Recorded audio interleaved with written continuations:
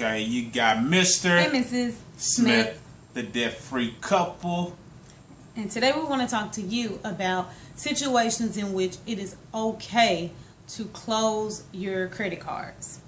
Now, typically it's not okay to close your credit cards. You know, you want to leave them open and then just kind of toss them in a shredder to avoid any major spending. But these are situations in which you have a credit spending problem, and it is okay at that point to go ahead and close your credit cards. Just make sure that you're not applying for any type of loan in the near future, because it could affect your credit score, and any little dip in your credit score would actually cause you to be charged more interest. Okay, now the first situation in which it's okay to close your credit card is if you have too many cards and you need to cut back. The second thing is that if you have a joint or a cosigner on your account, and then you run into a situation where you might be getting a divorce, or you and the person are at odds, you want to close that account because you don't want someone else to have control over your credit score, if that makes sense.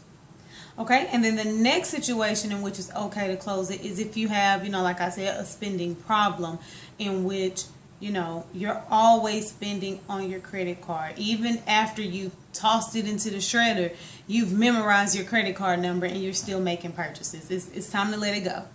And the next two things have to do with excessiveness. Okay, now, if your card the issuer has placed an excessive annual fee on that card, then you want to cancel that credit card. Meaning that, say for instance, you go ahead and have your credit card paid off.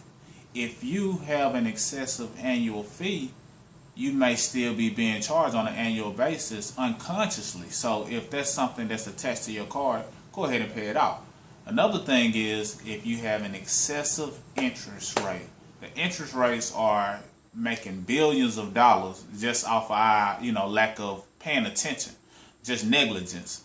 So if you have an excessive interest rate, go ahead and pay the card off. Save yourself, tons of dollars just by getting rid of a card that has an excessive interest.